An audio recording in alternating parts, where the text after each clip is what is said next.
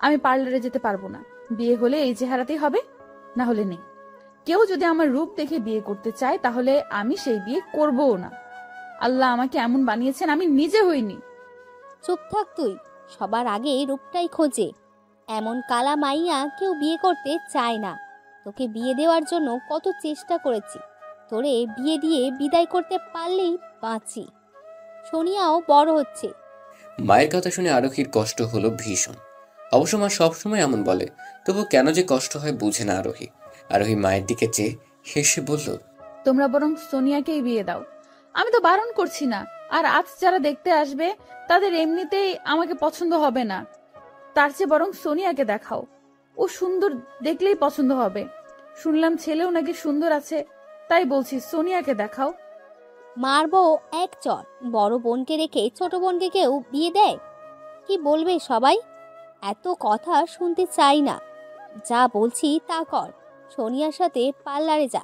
ছোট বোনকে দেখেও তো শিখতে পারিস কিছু। আমি যে এইসব সাজগোজ পছন্দ করি না তা জানো মা। শুধু শুধু এইসব বলো না তো। হ্যাঁ, সেই তোর। আর কি, সব জ্বালা তো আমার। কি খেয়ে তোকে পেটে ধরেছিলাম কে জানে। আল্লাহ আমার গর্বে এমন কালা মেয়ে কেন দিল? আরোহী মায়ের যাওয়ার দিকে চেয়ে দীর্ঘশ্বাস ছাড়ল। আপু সত্যিই তুই পার্লারে যাবি না? চল না, দেখলে তো মা কত কি বলে গেল। তুই তোর কাজে যা, আমি কোথাও যাব না। কিন্তু আপু একটু। তোকে যেতে বলছি সোনিয়া, যা এখান থেকে। সোনিয়া বোনের চোখের দিকে তাকিয়ে ভয়ে চলে গেল। সোনিয়া যেতেই আরোহীর চোখ দিয়ে টপ করে পানি পড়ল। গায়ের রঙে কি সব, গুণ কি কিছু না? আমি তো আর ইচ্ছে করে কালো হইনি, তাহলে আমাকেই কেন দোষে সবাই? আমি আরোহী, বাবা মায়ের বড় সন্তান। বাবা একজন কৃষক, মা গৃহিণী। আমি ইংলিশে অনার্স করেছি, আর ছোট বোন ওই যে সোনিয়া, ও ক্লাস 11-এ পড়ে। জন্মের পরেই কালো রঙের জন্য সকলের অবহেলিত। তবে একজন আছে যার কাছে আমি তার রাজকন্যা, আর সে হলো আমার বাবা। বাবা বলতো আমি যেদিন পৃথিবীতে এলাম সেদিন নাকি আমাদের ছোট্ট বাড়িটায় শিউলি গাছে অনেক ফুল ফুটেছিল। চারদিকে নাকি ফুলের গ্রানে মাতোয়ারা হয়েছিল, তাই বাবা আদর করে শিউলি বলে ডাকতো আমাকে, এখনো ডাকে। আমি জন্মের পর নাকি বাবার কাজের পাশাপাশি ব্যবসা হয়, আমাদের অবস্থার আরো উন্নতি হয়। সেই বছরই বাবা ওদের গ্রামের চেয়ারম্যান হন। তবে মা কখনোই আমাকে ভালো চোখে দেখেননি, কারণ ওই যে আমি কালো। বাকি কথা পরে জানতে পারবেন। শিউলি মা, দরজা আটকে রেখেছে কেন? দরজা খোলো মা। বাবার ডাকে আরোহীর চোখের পানি মুছে দরজা খুলল। হাসি মুখে বলল, আব্বা তুমি এসো। কি হয়েছে মা, চোখ মুখ এমন লাগছে কেন? মা কিছু বলেছে? না, মা কি বলবে, কিছু বলেনি তো। আমি জানি না, বলতে হবে না। কেউ না জানুক, আমি তো জানি। আমার মেয়ে কত লক্ষ্মী। আমার মেয়ে যে ঘরে যাবে সেই ঘর আলোয় ভরে যাবে। আরোহী কিছু না বলে মুচকি হাসলো। আরোহীর বাবা মেয়ের মাথায় হাত বুলিয়ে দিয়ে বলল, আমার বন্ধু রফিককে তো চিনো? জি আব্বা, রফিক আঙ্কেল তো খুবই ভালো মানুষ। কিছুদিন আগে না আসলো আমাদের বাসায়? হ্যাঁ, রফিকের একটা ছেলে আছে, ওর জন্যই তোমায় চেয়েছে। রফিক তোমায় ভীষণ পছন্দ করে। আমার সাথে সেদিন কথা হলো, তখন তোমার কথা উঠতেই প্রস্তাব দিল। আমিও হ্যাঁ করে দিয়েছি। এখন তুমি কি বলো? তোমার মত না নিয়েই হ্যাঁ করে দিয়েছি। তুমি কিছু মনে করো না। এইভাবে বলো না আব্বা। তুমি তো জানো আমি কেন বিয়ে করতে চাই না। আর রফিক আঙ্কেলের ছেলেরও তো একটা মত আছে, সে কি আমায় পছন্দ করবে? ওইসব নিয়ে ভেবো না। রফিক তো আর এমনি এমনি বলিনি। ওর কাছে তোমায় দিলে আমিও নিশ্চিন্তে থাকবো। রফিক তোমায় নিজের মেয়ের মতোই দেখবে। জানো তো ওর কোনো মেয়ে নেই, একটাই ছেলে। জি আব্বা, আপনি যা ভালো বোঝেন। আমার লক্ষ্মী মা। সন্ধ্যায় ওরা আসবে, এমনও হতে পারে আজকেই বিয়ে করে নিয়ে যেতে পারে। তুমি তৈরি থেকো। আরোহী চুপ করে শুনল। আরোহীর বাবা মেয়ের মাথায় হাত বুলিয়ে দিতে ছেলে যেতে উদ্যত হলো, তখন আরোহী ডাকলো, আব্বা। হ্যাঁ মা, বলো। ছেলের সাথে একটু কথা বলে দেখো, তার মত ছাড়া এই বিয়ে হবে না আব্বা। তুমি ভেবো না আম্মা। আরোহী হাসলো। আরোহীর বাবার হেসে চলে গেল। ওরা যখন তখন এসে পড়বে, কত জোগাড় বাকি। ওদিকে, বাবা, আমি ওই কালো মেয়েকে বিয়ে করতে পারবো না। মৃদুল, মুখে মুখে কথা বলবে না। আরোহী কত ভালো মেয়ে জানো তুমি? গায়ের রং দিয়ে কি ধীরে ধীরে পানি খাবে? বাবা, বিয়েটা আমি করব, সারা জীবন আমি থাকবো। আমার একটা পছন্দ অপছন্দের ব্যাপার আছে। হ্যাঁ, সে তো তোমার পছন্দ, তো ওই উচ্ছৃঙ্খল মেয়ে নীলা। একটা কথা শুনে রাখো, বিয়ে তোমাকে আরোহীকেই করতে হবে। এটাই আমার শেষ কথা। তুমি আমাকে জোর করতে পারো না বাবা। আমার জীবন সঙ্গী আমি ঠিক করব, তুমি না। মৃদুল, আপনি একটু শান্ত হন। এভাবে উত্তেজিত হবেন না, শরীর খারাপ করবে আপনার। তোমার ছেলেকে বোঝাও, ওর বিয়ে আরোহীর সাথেই হবে। না হয় আমার সম্পত্তি এক অংশও পাবে না ও। আমি বুঝাচ্ছি ওকে, আপনি ঘরে যান। বুঝিয়ে তৈরি হতে বলো, ও বাসায় যাবো আমরা। মা, আমি এই কালো মেয়েকে বিয়ে করব না, কিছুতেই না। দেখ বাবা, মেয়েটা খুব ভালো, গায়ের রংটা শুধু কালো। তুই ওকে ভালো করে দেখিস, ওর মধ্যে কত মায়া, আর অনেক গুণীও। সে যাই হোক, তাও আমি বিয়ে করব না। আমার বন্ধু মহলে একটা ইমেজ আছে মা, আর তাছাড়া আমি লিমাকে ভালোবাসি। বিয়ে করলে ওকেই করব। লিমাকে তোর বাবা কখনোই মেনে নেবে না, আর তোর বাবা তোর ভালোই চায়। মৃদুল, তুই আর জেদ করিস না বাবা, বাবার কথা মেনে নে। মানুষটা কথা দিয়েছে, তুই তো জানিস তোর বাবা কখনো কথার খেলাপ করে না। তাই বলে যার তার সাথে আমার বিয়ে দিয়ে দিবে আর আমি চুপচাপ মেনে নিব? আচ্ছা, আগে গিয়ে মেয়েটাকে দেখ। ছবিতে কি অত বোঝা যায়? সরাসরি দেখ, তারপর না হয় মেয়েটার সাথে কথা বলে বিয়েটা না করে দিস। এখন আর কথা বাড়াস না বাবা। কিন্তু মা। কোনো কিন্তু নয়, চুপচাপ রেডি হয়ে নে এখন। মৃদুলের মা চলে যেতেই ঠাস করে দরজা আটকে বসে রইল মৃদুল। আরোহীর ছবিটার দিকে এক নজর তাকিয়ে বলল, আমি এই মেয়েকে কোনো মতেই বিয়ে করব না। ইস, দেখলেই বমি পাচ্ছে। এত কালো কেউ হয়? আমি বিদেশ থেকে ইঞ্জিনিয়ারিং পড়ে এসেছি কি এই কালো মেয়েকে বিয়ে করার জন্য? লিমা কত সুন্দরী, কত স্মার্ট, আর বাবা কিনা এই বিশ্রী দেখতে মেয়েটার সাথে আমার বিয়ে দিতে চাইছে। এরে বিয়ে করলে আমি মুখ দেখতেই পারবো না। না না, একে আমি কিছুতেই বিয়ে করব না। বাবা যাই বলো, খুব শখ হয়েছে না তোমার বিয়ে করার? করাচ্ছি বিয়ে আমাকে। মৃদুলের নিজের মনের কথা বলার মধ্যেই ফোন বেজে উঠল।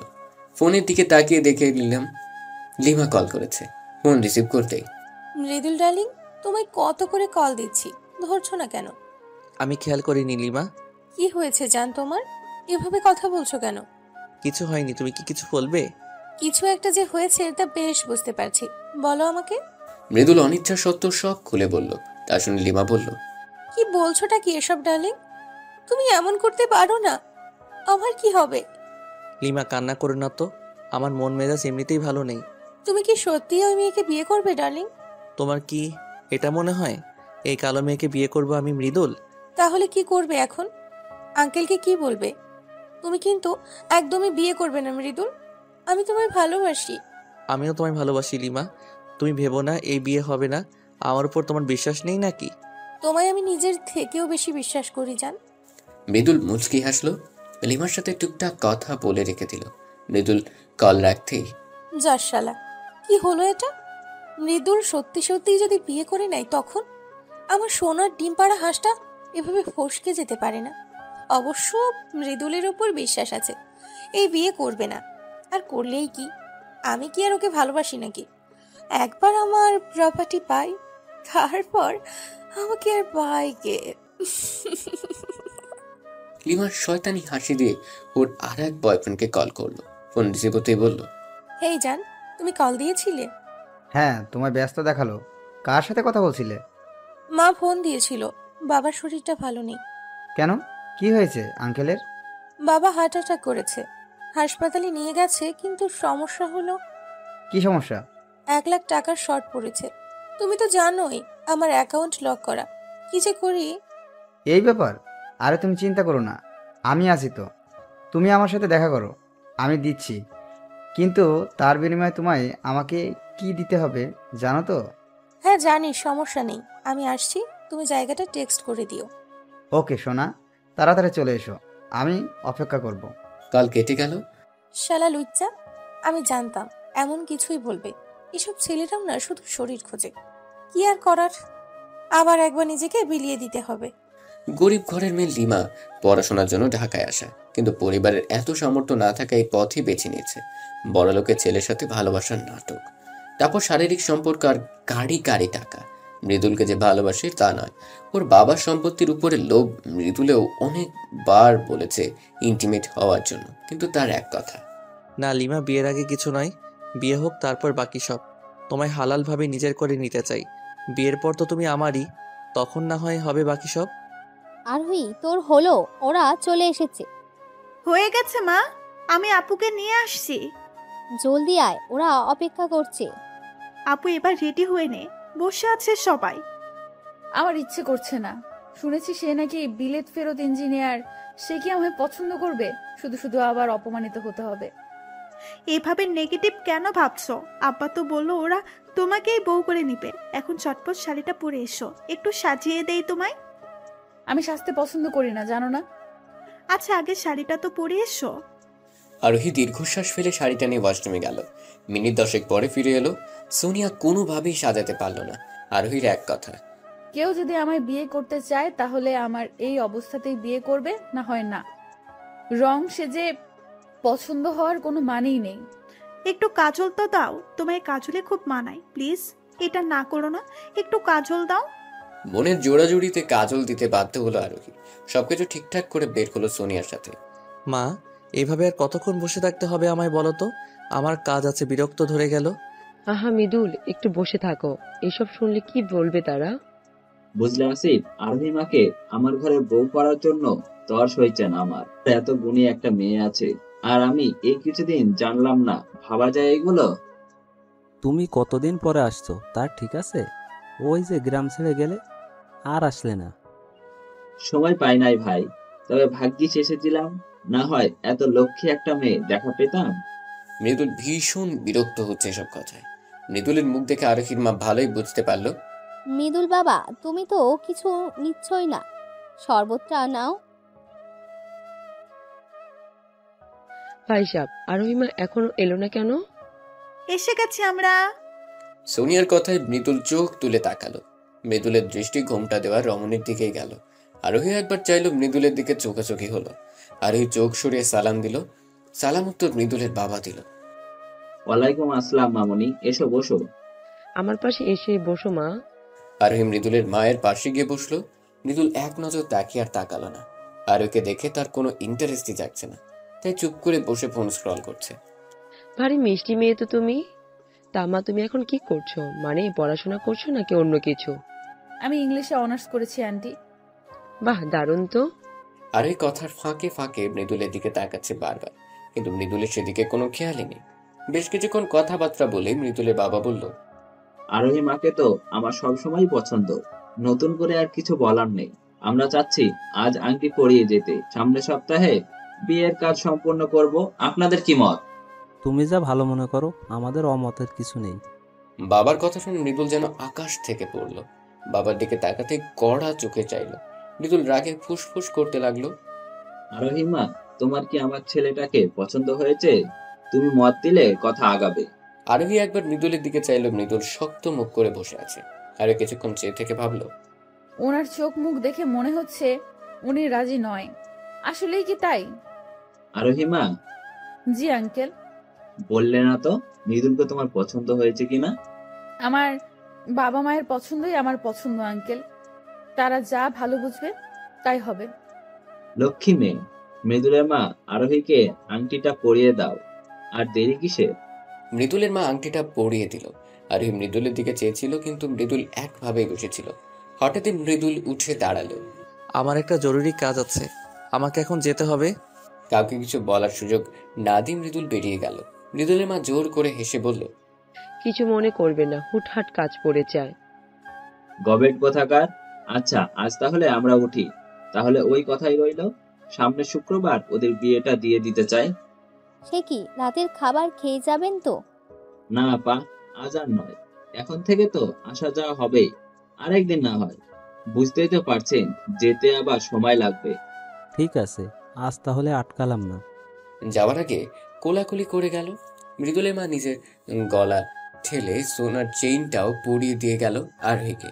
ওরা যেতেই সোনিয়া আরোহীকে জড়িয়ে ধরে বলল, আপু দুলাভাই কিন্তু হেব্বি জোস। উফ, আমার যে কি খুশি লাগছে, তোমার বিয়ে হবে। কি আনন্দ। হয়েছে তোমাদের আনন্দ করা, এবার আমি ঘরে যাই। হ্যাঁ হ্যাঁ যাও। আরোহী রুমের দিকে পা বাড়াতেই বাবা ডাকলেন, শিউলি মা, জি আব্বা। তুমি খুশি তো মা? তোমাদের খুশিতেই আমি খুশি আব্বা। আসিফ সাহেব মুচকি হাসলেন। তিনি জানতেন আরোহী এই উত্তরে দিবে। ঠিক আছে, তুমি রুমে গিয়ে ফ্রেশ হও। আর ওই রুমে এসে জানালার গ্রিল ধরে দাঁড়ালো। রাত হয়ে গেছে, গ্রামের সন্ধ্যা নামলেই মনে হয় কত রাত। আর ওই রাতের পরিবেশটা দেখছিল আর ভাবছিল, আমার কোনো মনে হচ্ছে উনি আমায় পছন্দ করেনি। অবশ্য করার কথাও না। শুধু কি বাবা মায়ের জন্যই মেনে নিল নাকি অন্য কিছু? আরোহীর ভাবনার মাঝেই সোনিয়া এলো। এ কি আপু, তুমি এখনো ফ্রেশ হওনি? কার কথা ভাবছো? দুলা ভাইয়ের কথা? মারবো কিন্তু, শুধু পাকনা পাকনা কথা। আচ্ছা বললাম না, এখন তাড়াতাড়ি করো। খাবো তো নাকি? আসছি, যাও। সোনিয়া চলে যেতেই আরোহী মুচকি এসে ফ্রেশ হতে চলে গেল। ওদিকে তোমরা পেয়েছোটা কি? আমার ইচ্ছার বিরুদ্ধে এভাবে বিয়ে দিতে পারো না তোমরা। চুপ মৃদুল, বাবা শুনবে। শুনুক, ওই কাইল্লা মেয়েকে আমি কিছুতেই বিয়ে করব না। মৃদুল, ওই কালো মেয়েটাই একদিন তোমার চোখের মণি হবে, মিলিয়ে নিও। কোনো দিনও না, এমনটা কখনোই হবে না। ওরে আমি বিয়ে কিছুতেই করতে পারবো না। হনহন করে বেরিয়ে গেল মৃদুল। ছেলের দিকে তাকিয়ে মৃদুলের মা স্বামীর দিকে চাইল। আচ্ছা, ছেলের অমতে বিয়ে দেওয়া কি ঠিক হচ্ছে মৃদুলের বাবা? হ্যাঁ মানছি, আরোহী মেয়েটা ভালো, কিন্তু মৃদুলের পছন্দও তো হলো না। জোর করে বিয়ে দিলে যদি পস্তাতে হয় পরে, কষ্ট তো ওই মেয়েটারই পাবে। তুমি একবার ভেবে দেখতে পারতে। আমার উপর আস্থা আছে তোমার? থাকবে না কেন? তুমি আজ অব্দি যে সিদ্ধান্ত নিয়েছো সব ভালোই হয়েছে, কিন্তু ছেলের দিকে তাকিয়ে। আমার এই সিদ্ধান্তটা একদমই ঠিক আছে। ছেলের কথা শুনলে তো আর ওকে পানিতে ফেলে দিতে পারি না। আমি যা করছি ওর ভালোর জন্যই করছি। আরোহী খাঁটি সোনা, তাতে কোনো খাদ নেই। মৃদুলও বুঝবে। একবার ঘরে আসতে দাও আরোহীকে। এভাবে আমাকে একটা মেয়ে দেখে বিয়ে করতে বললে আমি বিয়ে করে নিব নাকি? ডার্লিং, তাই বলে তুমি আংটি পরিয়ে আসবে? বাবার জন্য লিমা, তাও আমি পড়াইনি, মা পড়িয়েছে। তুমি কিছু বলতে পারলে না? তোমার না ওই মেয়েটার সাথে কথা বলে বিয়ে ভাঙার কথা ছিল? আমার হাতে কিছু ছিল না, আমাকে কথা বলতে দেওয়াই হয়নি। তাহলে এখন কি হবে? আমার কি হবে মৃদুল? চিন্তা করো না, আমি একটা না একটা উপায় বের করবই। এখনো 5 দিন সময় আছে বিয়ের। তারপর কিছুক্ষণ নীরবতা চলল। হঠাৎই মৃদুল লিমার হাত ধরে বলল, লিমা চলো আমরা বিয়ে করে ফেলি। কি বলছো কি এসব? মাথা ঠিক আছে তোমার? মাথা ঠিক থাকবে না কেন? দেখো, আমরা বিয়ে করে নিলে তো আর বাবা আমাকে জোর করে ওই মেয়েটার সাথে বিয়ে দিবে না। তুমি আমায় ভালোবাসো, আমিও তোমায় ভালোবাসি, তাহলে সমস্যা কোথায়? লিমা যেন কিছু বলার ভাষা হারিয়ে ফেলল। মৃদুল তো আর জানে না লিমা যে তাকে ভালোবাসেই না, শুধু সম্পত্তির উপর লোভ। লিমা নিজেকে ধাতস্থ করে বলল, দেখো মৃদুল, এভাবে বিয়ে হয় না। আর তাছাড়া এখন এভাবে বিয়ে করলে তোমার বাবা তোমায় সবকিছু থেকে বঞ্চিত করবে। আমার বাবার কিছু চাই না। কিন্তু আমার তো চাই। তোমার চাই মানে? লিমা এবার যেন আরো ফেসে গেল, নিজের কপালটা চাপড়ালো। না মানে আমি বলছি কি, শোনো, তোমার বাবা তোমার সবকিছু থেকে বঞ্চিত করে কি করবে? তার এত সম্পত্তি, হয় এতিমখানায় দিবে, না হয় দান করবে। তুমি তার একমাত্র ছেলে, ও সব কিছু তোমার হক। আমাদের এমন কিছু করতে হবে যাতে করে বাবা আমাদের মেনেও নেয়, আবার সবকিছু তোমার নামে করেও দেয়, বুঝলে? ঠিকই বলেছে। সময় সত্যি বড় অদ্ভুত। সময় তার নিজ গতিতে চলে। তেমনি 5টি দিনও শেষের পথে। রাত পোহালে আরোহী মৃদুলের বিয়ে। মৃদুল অনেকবার চেষ্টা করেছে আরোহীর সাথে কথা বলার, কিন্তু পেরে ওঠেনি। কাঁচা হলুদ রঙের কাপড় পরে গ্রিল ধরে দাঁড়িয়ে আছে আরোহী। কাল চলে যাবে, মনটা একদমই ভালো লাগছে না। বাড়িতে কত মানুষ, তবুও যেন শূন্য সব। সোনিয়া এলো তখনই। আপু, হ্যাঁ, কিছু বলবি? তোমার কি মন খারাপ আপু? মন খারাপ হবে কেন? তুমি কাঁদছো আপু? ধুরু বোকামে, কাঁদবো কেন? চোখে কি যেন গিয়েছে। আমাকে বোকা পাইছো? আমি কি কিছু বুঝি না নাকি? বলে বাবালে, সব বুঝে বাকনা বুড়ি। তোমায় খুব মিস করবো আপু। আমিও মিস করবো বনু। দু বোনের আহ্লাদ শেষ হলে আমার মেয়েটাকে কয়েক খাওয়াতে পারি কি? মায়ের কথা শুনে আরোহীর চোখে পানি মুছে আসলো। মা তুমি কেন আসতে পারি না? পারবে না কেন? এসো, কালকের পর থেকে তো তোমরাই থাকবে। মেয়ের কথায় সেলিনা পারভিনের চোখ ভিজে এলো। কালো বলে কত কথাই না শুনেছে। বিয়ে হয় না দেখে কত গালমন্দ করেছে। আরোহীকে গিয়ে জড়িয়ে ধরে কেঁদে দিলেন তিনি। মারে, আমাকে ভুল বুঝিস না, ওর সাথে অনেক অন্যায় করেছি মা। আমি মা তো ঘরে বিয়ের উপযুক্ত মেয়ে থাকলে তার বিয়ে না হলে কি যে অবস্থা হয়, যেদিন মা হবি সেদিন বুঝবি। আমি জানি মা, এসব বলে আমাকে ছোট করো না। আমি বুঝি সব। এখন চোখ মুছো, কাল তো চলে যাব। আজ আমাকে খাওয়াই দাও তো। একটু বসো, আমি এখনই আনছি। মা চলে যেতে দীর্ঘশ্বাস ফেলল আরোহী। সোনিয়ার সাথে কথা বলতে বলতে সেলিনা পারভিন এসে খাইয়ে দিয়ে গেল দুই মেয়েকে। খাওয়া শেষ করে কড়া হুকুমে বলে গেল ঘুমোতে। কাল যেহেতু বিয়ে তাড়াতাড়ি উঠতে হবে। ওদিকে মৃদুল ঘরময় পায়চারি করছে, কি করবে না করবে। মৃদুলকে অস্থির হতে দেখে ওর বন্ধু ফাইম বলল, আচ্ছা তুই এইভাবে পাইচারি করছিস কেন? বিয়ে করবি না তো আঙ্কেলকে বলে দিলি তো পারিস। তোর কি মনে হয় বাবাকে বলিনি? এই 5 দিনে মনে হয় 1000বার বলছি, কিন্তু বাবার এক কথা, হয় বিয়ে করো না হয় সব সম্পত্তি থেকে বিদায়। মেয়েটা শুধু কালো বলে কি বিয়ে করতে চাচ্ছিস না, নাকি অন্য কাহিনী? আমি লিমাকে পছন্দ করি। কি, লিমা? হ্যাঁ, এতে এত অবাক হওয়ার কি হলো? লিমাও আমায় ভালোবাসে। লিমাকে ভালোবাসে? কিন্তু লিমা তো... কোন দুনিয়ায় হারালি? না, কোথাও না। তুই শিওর লিমা তোকে ভালোবাসে? এখানে শিওরের কি হলো? হ্যাঁ, ভালোবাসি। কিন্তু তোর চোখে তো লিমার জন্য কোনো ভালোবাসা দেখতে পারছি না। আর লিমা মেয়েটা তেমন সুবিধারও নয়। তোর কাছে জ্ঞান চেয়েছি। হ্যাঁ মানছি, লিমা আগে অনেক সম্পর্ক করছে, কিন্তু এখন ঠিক হয়ে গেছে। আর ও আমায় ভালোবাসে। কথায় আছে না, যে কুকুরের লেজ বাঁকা সেই কুকুরের লেজ কখনো সোজা হয় না। ফাহিম, লিমাকে নিয়ে কিছু বলবি তো? তোকে ডাকছি কি করে বিয়ে ভাঙা যায় সেই বুদ্ধি দিতে। ওকে ওকে, কুল কুল। তুই এক কাজ করতে পারিস, ভাবিকে কল দে, দিয়ে বল তুই বিয়ে করতে পারবি না, তুই অন্য কাউকে ভালোবাসিস।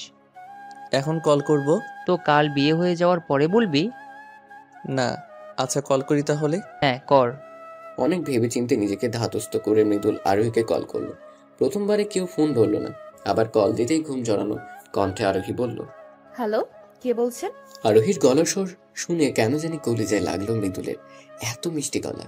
কিছুক্ষণের জন্য চুপ হয়ে গেল। ওদিকে আরোহী, আরে কে আপনি? কথা বলছেন না কেন? আমি মৃদুল। মৃদুলের নাম শুনে জমে গেল আরোহী। এত রাতে মৃদুল কিছু কি হলো নাকি? ব্যস্ত হয়ে আরোহী বলল, এত রাতে আপনি, কোনো সমস্যা হয়েছে? সবাই ঠিক আছে তো? সবাই ঠিক আছে। আসলে হয়েছে কি? মৃদুল ঢোক গিলল, কি করে বলবে বুঝতে পারছে না। জি, কি হয়েছে বলুন। আমি তোমায় বিয়ে করতে পারবো না আরোহী। কি বললেন? হ্যালো হ্যালো, শুনতে পাও না নাকি?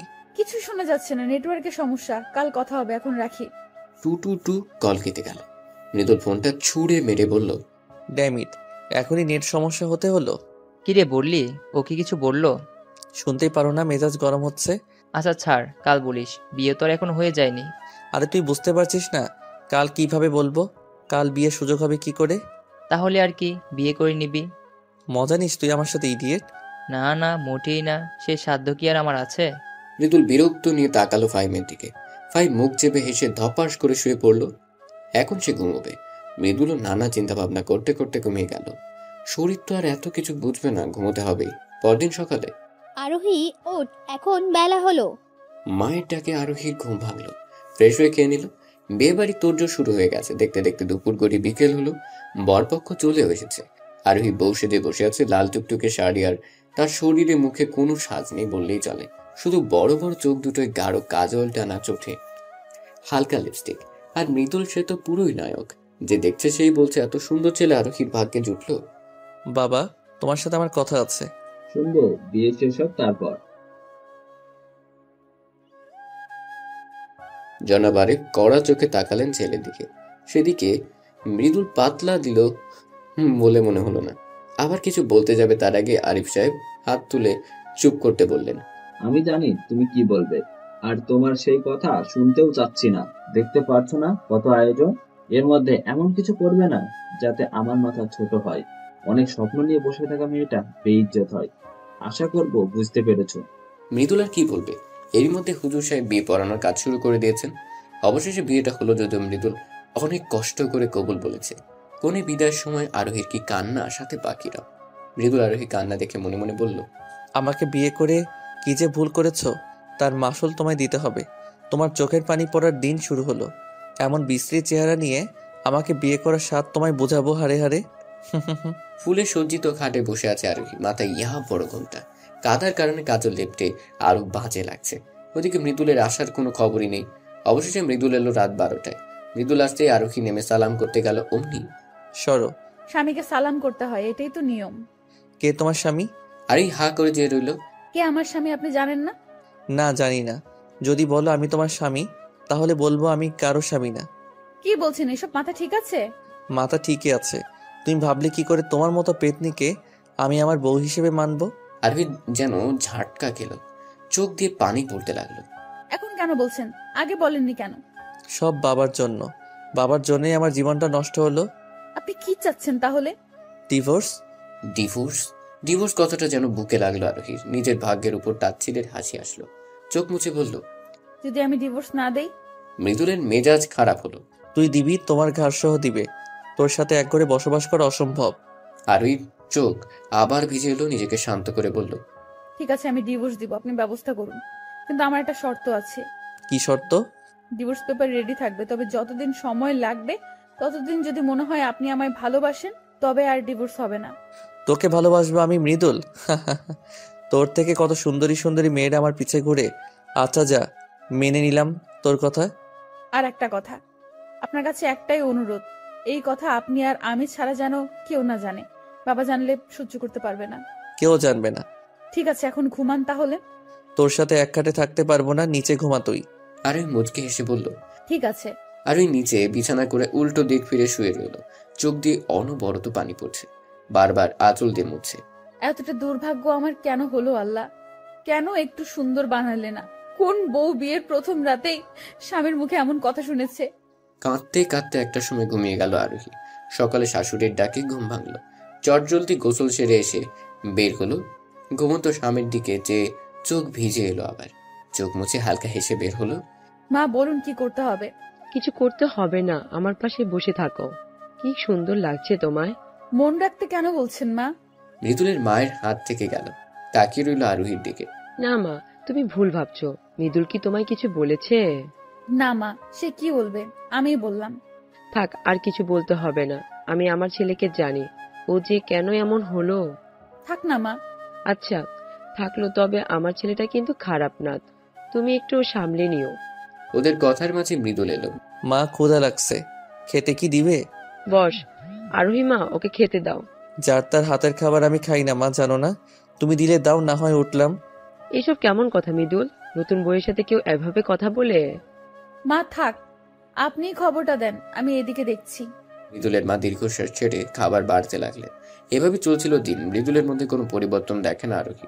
হ্যাঁ, তবে আরোহীকে দিয়ে কাজ করাতে ভুলে না। আরোহী রান্নার জোগাড় করছিল, তখনই মৃদুল এলো। আরোহী, রুমে আসুন তো, দরকার আছে। কি দরকার? রুমে আসুন, তারপর বলছি। যাও, দেখো কি বলে।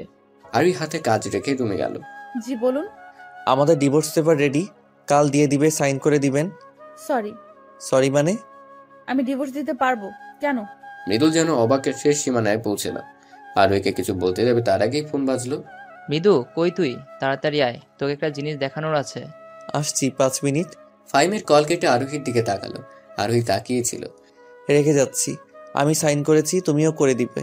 আরোহীকে ধমক দিয়ে মৃদুল বের হয়ে গেল। আরোহী মৃদুলের যাওয়ার পানে তাকে নিঃশব্দে কেটে ফেলল। হ্যাঁ, মৃদুল সত্যিই সাইন করে দিয়েছে, কিন্তু আরোহী করলো না। আমি ডিভোর্স দিব না। তুমি জানবে আমিও সাইন করেছি, কিন্তু তা আমি করব না। বিয়ে একবারই হয়, বারবার না। কথাগুলো বলতে বলতে পেটে হাত রাখলো। নিজের মধ্যে ছোট প্রাণটা দুর্ভাগ্য দেখে আফসোস হতে লাগলো। মনে পড়লে 1 মাস আগের কথা। মৃদুল সেদিন ড্রাঙ্ক অবস্থায় বাড়িতে ফিরল। মৃদুলকে দেখে আরোহী বলল, আপনি এসব কি খেয়েছেন? বাবা মা আপনার এত অধপতনের খবর জানে? মৃদুল রেগে গেল। আরোহীর গাল চেয়ে ধরল। ব্যথায় কুকড়িয়ে গেল আরোহী। আর লাগছে, ছাড়ুন। লাগুক, এই কথা যদি কারো কানে চাই, মেরে ফেলবো তোকে। সেদিনই জোর করে ইন্টিমেট হয় ওরা, যদিও আরোহী রাজি ছিল না, কিন্তু মৃদুলের শক্তির কাছে পেরে ওঠেনি। মধ্যরাতে যখন মৃদুল গভীর ঘুমে তলিয়ে, আরোহী তখন কেঁদে বালিশ ভিজে। আপনি যদি মেনে নিয়ে সব করতেন তাহলে বোধহয় আমার থেকে খুশি আর কেউ হতো না। সকাল হতে আপনার মনেও থাকবে না জানি, কিন্তু এই রাতটা আমার কাছে স্মরণীয় হয়ে থাকবে আজীবনের জন্য। সত্যি সকালে মৃদুলের কিছু মনে ছিল না। সেদিনের পর থেকে আরোহী নিজের মধ্যে পরিবর্তন লক্ষ্য করলো। শাশুড়িকে বলতে বিচক্ষণ মস্তিষ্ক কিছু একটা ভেবে হাসপাতালে নিয়ে গেল, যার ফলস্বরূপ রেজাল্ট পজিটিভ এলো। তবে আরোহী শাশুড়িকে নিষেধ করেছিল কাউকে বলতে। এত বড় খুশির খবর চেপে যাবো, এটা অন্যায় আরোহী। আম্মা, আপনাকে আমি কিভাবে বলি এমন লজ্জার কথা? কি হয়েছে মা? আপনার ছেলে শুনলে রেগে যাবে, অস্বীকার করবে এটা তার সন্তান। মৃদুলের মায়ের ভ্রু কুঁচকে গেল। সন্তান অস্বীকার করার মতো কিছু কি? নিজের সন্তানের অস্বীকার করবে কেন? তোমাদের মাঝে সব ঠিক আছে তো? আরোহী না পেরে কেঁদে যতটুকু বলা যায় বলে দিল। মৃদুলের মাও অবাক হলেন। তিনি আরো ভেবেছেন ওরা ভালো আছে, সুখে আছে, কিন্তু আসলেই তার উল্টো। ছেলের উপর ভীষণ রাগ হলো তার। আরোহীর মাথায় হাত রেখে বললেন, তুমি কিন্তু ভুলেও ডিভোর্স দিবে না। আমার পেটে এমন ছেলে জন্মাবে আমি ভাবতেও পারিনি। শোনো মা, ছেলেরা যা চাইবে তাই হবে সব সময়। আর এখন তো প্রশ্নই আসে না, আমাদের বংশধর তোমার গর্ভে। আমি মৃদুলকে যা বলার বলবো, তুমি শুধু জানিয়ে দিবে তুমি কিছুতেই ছাড়ছো না ওকে। আরোহী ভাবনা থেকে বের হলো শাশুড়িটাকে। আচ্ছা কেন, মৃদুল কিছু বলেছে তোমায়? কই না মা, উনি কি বলবে? মৃদুলের মা আরোহীর দিকে তাকিয়ে থেকে খেতে ডেকে চলে গেলেন। আরোহীর মুখে চোখে পিছু পিছু চলল। ওদিকে মৃদুল, কি হয়েছে, এত আর্জেন্ট ডাকলি কেন? ফাহিমের চোখ মুখে রাগ, দাঁতে দাঁত চেপে বলল, তুই লিমাকে কি সত্যি ভালোবাসিস? এটা কেমন কথা? ওকে ভালোবাসি বলেই তো ওই কালীকে ডিভোর্স দিয়েছি।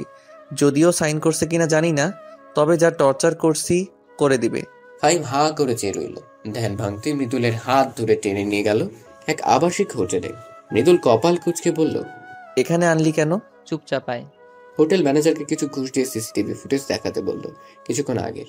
মৃদুল শুধু ফাহিমাকে কাজ দেখছে। স্ক্রিনে তাকা। স্ক্রিনে তাকাতেই মৃদুলের চোখ কপালে উঠে গেল। লিমা একটা ছেলের সাথে ক্লোজ হয়ে ভেতরে যাচ্ছে, একটা রুমও বুক করেছে। মৃদুল হালকা আওয়াজে বলল, হ্যাঁ লিমাই, আমি একটা কাজে যাচ্ছিলাম এখান দিয়েই, তখনই ওকে দেখলাম, তাই তোকে কল করলাম দেখানোর জন্য তুই কোন মেয়ের জন্য পাগল হয়ে কাকে ছাড়ছিস। মৃদুল আর দাঁড়ালো না, হন্তদন্ত হয়ে বেরিয়ে পড়লো। রাগে চোখ লাল হয়ে গেছে। ফাহিমও দৌড়ে বের হলো। মৃদুলকে নিয়ে পাশের এক রেস্টুরেন্টে ঢুকলো। 2 কাপ কফি অর্ডার দিয়ে কথা বলতে লাগলো। লিমা এটা কিভাবে পারলো? আমার শুরু থেকেই ওকে পছন্দ না। 2 দিন পর পর ছেলে বদলানোর স্বভাব আমি আগে জেনেছিলাম, কিন্তু তুই বিশ্বাস করবি কি না তাই বলিনি। এই জন্যই আজ তোকে দেখালাম। শোন, শুধু চেহারা সুন্দর হলেই সে সুন্দরী না, আসল সুন্দর তো তার চরিত্র। ভাবি হয়তো কালো, কিন্তু তার চরিত্রে কোনো ময়লা নেই। দুজনের মধ্যে আরো টুকটাক কথা হয়ে বের করতে নিল। তখনই মৃদুল বলল, কি করা উচিত এখন আমার? প্রথমত তুই লিমার সঙ্গে সব রকম যোগাযোগ বিচ্ছিন্ন করবি, অ্যান্ড তারপর ভাবির সাথে সবকিছু ঠিক করবি। ওটা আর সম্ভব নয়। এতক্ষণে বোধহয় সেও ডিভোর্স দিয়ে চলে গেছে। স্বর্ণ খুঁজতে গিয়ে হীরা হারালি। যাই হোক, এখন বাসায় যা, দেখ কি অবস্থা। মৃদুল একরাশ মন খারাপ নিয়ে বাসার দিকে গেল। বেশ কিছু সময় পর পৌঁছে গেল, কিন্তু গিয়ে যা দেখলো তাতে মৃদুলের হাত পা কাঁপতে শুরু করল। কি হচ্ছে এখানে? সবাই একসাথে কেন? মৃদুলের কণ্ঠ শুনে সবাই ওর দিকে তাকালো। আরিফ সাহেব হেসে উঠে গিয়ে জড়িয়ে ধরলেন ছেলেকে। কংগ্রাচুলেশনস মাইশা, আমি বলেছিলাম না তুমি বুঝবে একদিন। আরিফ সাহেব ছড়ে দিতে সবাই ওদের অভিনন্দন জানাতে লাগলো। আরে হয়েছেটা কি বলবা তো? আর ওই কেঁপে উঠলো, সাথে সবাই অবাক হলো। মৃদুলের মা পরিস্থিতি স্বাভাবিক করার জন্য বলল, আহা মৃদুল আসতে, আসলে ও তো জানে না, তাই আমি বলছি কি হয়েছে। হ্যাঁ, বলে উদ্ধার করো আমায়। আমি বলছি দুলাভাই, আপনি বাবা হতে চলেছেন আর আমি খালামণি। মৃদুল চোখ বড় বড় করে তাকালো। আরোহীর দিকে চোখ পড়তেই আরোহী সরিয়ে নিল।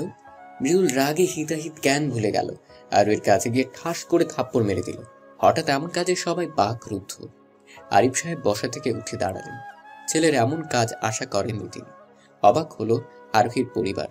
মৃদুল সেদিকে পাত্তা না দিয়ে আরোহীকে বলল, এই বাচ্চা কার? আরোহী অবাক চোখে তাকালো মৃদুলের দিকে। আই সেইড, এই বাচ্চার বাবাকে। কার সাথে গিয়ে? আর বলতে পারল না। মৃদুল তার আগেই গালে থাপ্পড় পড়ল। মৃদুল গালে হাত দিয়ে চোখ তুলে তাকাতেই বাবার রক্ত চোখে দেখতে পেল। তুমি কি বলছো এগুলো? কোন সাহসে ওর গায়ে হাত তুললে? বেশ করেছি। কান্নাকার বাচ্চা পেটে ধরছে, এখন আমার ঘাড়ে দোষ চাপাচ্ছে। এবার আরোহী মুখ খুলল। খবরদার, আমার বাচ্চা নিয়ে কোনো কথা নয়।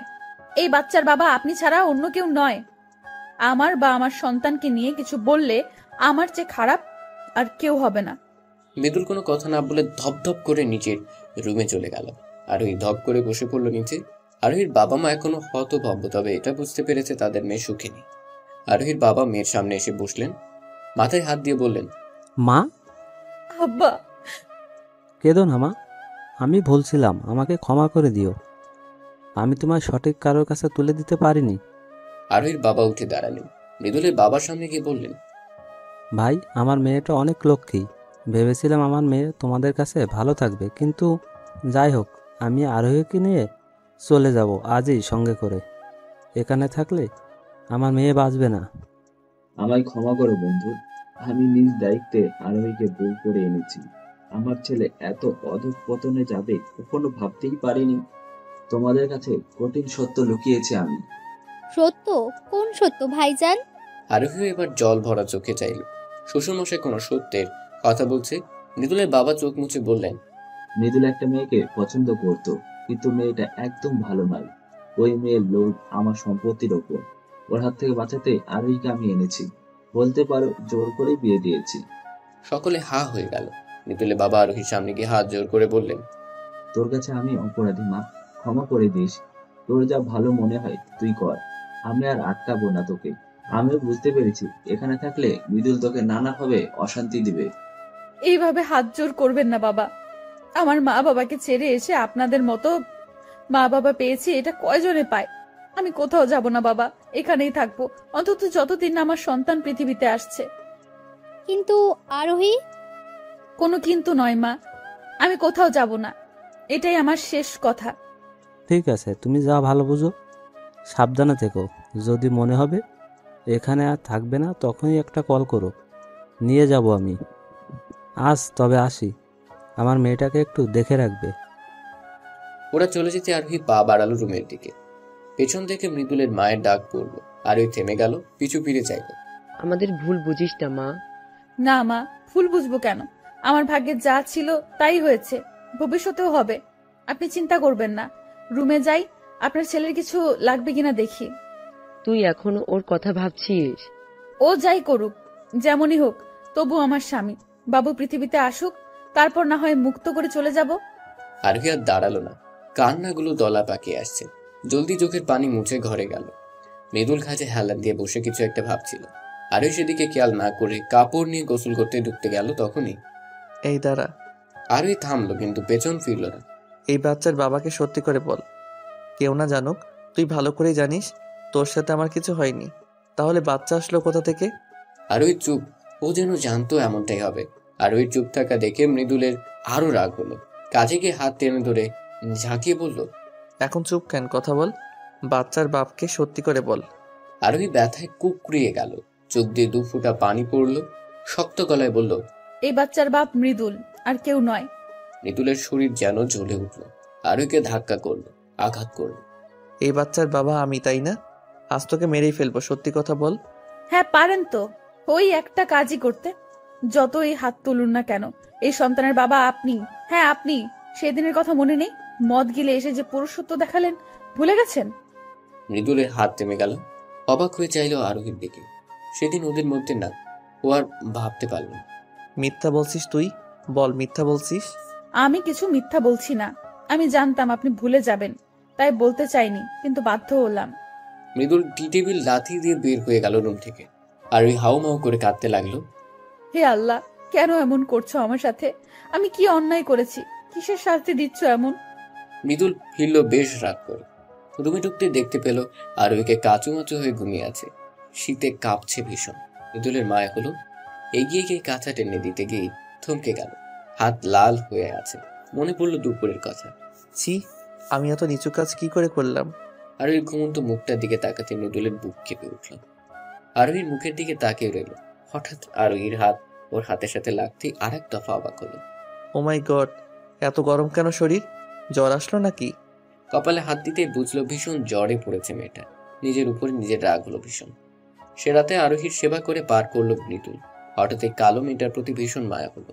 আরোহীর বলা কথাগুলো শোনার পরে মৃদুল অনেক ভেবে মনে করতে পেরেছে সেদিন রাতের কথা। উফ, শরীর এত ব্যথা করছে কেন? এগুলো কি এখানে কেন? কপালে হাত দিয়ে দেখলো কাপড় ভিজে আছে। পাশ ফিরে তাকাতে আরোহী অবাক হলো। মৃদুল হাতের উপর ভর দিয়ে ঘুমিয়ে আছে। নিজের শরীরের দিকে তাকিয়ে দেখলো প্রচুর ঘেমে গেছে। আমার কি কাল জ্বর এসেছিল? উনি কি? ঠোঁটের কোণে মুচকি হাসির দেখা মিলল। মৃদুলের দিকে তাকিয়ে জোরে শ্বাস নিয়ে গোসল করতে গেল। গোসল সেরে বের করতে দেখলো মৃদুল উঠে গেছে। আর ওকে দেখে মৃদুল বলল, জ্বর কমেছে আপনার? কেমন লাগছে এখন? ভালো লাগছে। ব্যাস, আর কিছু বলল না। চুল আঁচড়াতে লাগলো। মৃদুল কেমন উসখুস করতে লাগলো। আর ওই দেখেও না দেখার ভান করলো। শুনুন। আর এই ভ্রু কুচকে তাকালো। আসলে আমার কাজ আছে, বলার হলে বলুন, না হয় গেলাম। আসলে কালকের জন্য সরি। আমার আসলে মাথা ঠিক ছিল না। কেন, আপনার লিমা কিছু করছে নাকি? আপনি লিমার কথা? আমি সবই জানি। কিন্তু আপনি কিভাবে? ওসব আপনার না জানলেও চলবে, তবে চিন্তা করবেন না, আমার সন্তান পৃথিবীতে এলেই আমি আপনাদের জীবন থেকে চলে যাব, মুক্ত করে দেব আপনাকে, কোনো দায় রাখবো না। আরোহী, আমি মৃদুলের মুখে নিজের নাম শুনে কেঁপে উঠল আরোহী। চোখ টলমল করে উঠল। নিজেকে শক্ত রাখার চেষ্টা করলো আরোহী। মৃদুলকে থামিয়ে বলল, ব্যাস, আপনাকে কিচ্ছু বলতে হবে না। আচ্ছা, লিমা অনেক সুন্দরী, তাই না? অবশ্য হবেই নাই বা কেন, আপনার চয়েস বলে কথা। আমিও কুৎসিত একটা মেয়ে, না আছে রূপ, না আছে অন্য কিছু। যাই হোক, একদিন দেখা করাবেন, কেমন? মৃদুল কিছু বলতে যাবে তার আগে বের হয়ে গেল আরোহী। কান্নার সব দলা পাকিয়ে আসছে। ও আল্লাহ, আমাকে সহ্য করার শক্তি দাও। আরোহী মা, জি মা। তুমি রান্নাঘরে কি করছো? তো বন্ধুরা, এতক্ষণ ধরে গল্পটি শুনেছো। গল্পটি তোমাদের কাছে কেমন লাগছে? যদি গল্পটি ভালো লেগে থাকে এবং এ ধরনের গল্প আরও শুনতে পছন্দ করো, তাহলে এক্ষুনি নিচে থাকা সাবস্ক্রাইব বাটনটি টিপে আমাদের পরিবারের একজন সদস্য হয়ে যাও এবং গল্পটি কন্টিনিউ করো। আর হ্যাঁ, একটি সুন্দর কমেন্ট করতে কিন্তু ভুলবে না। তোমায় না বলেছি এই সময় চুলার কাছে আসবে না, যা লাগবে আমাকে বলবে। কি যে বলেন মা, আমার বসে থাকতে ভালো লাগে না, তাই ভাবছিলাম নাস্তাটা আমিই বানায় ফেলি। তোমায় করতে হবে না মা, তুমি বসো, আমি তোমায় চা করে দিই। সে কি মা, আমিই পারবো। একটা মার দিব, যা বলছি তাই করো, যাও। আরোহী আর কি বলবে, মায়ের হুকুম বলে কথা। আরোহীকে চা করে দিয়ে তিনি নাস্তা বানাতে ব্যস্ত হলো আর আরোহীর সাথে গল্প করতে লাগলো। এই সময়টা সাবধানে থাকতে হয়, বুঝলে? ভালো ভালো খাবার খেতে হয়, ভারী কাজ একদমই করা যাবে না। তোমায় একটা গল্প শোনাই, তবে ঠিক গল্প না, তখন মৃদুল আমার পেটে। তোমার শ্বশুর, সে কি যত্ন আমার। আমাদের বিয়েটা হয়েছিল পারিবারিক ভাবে।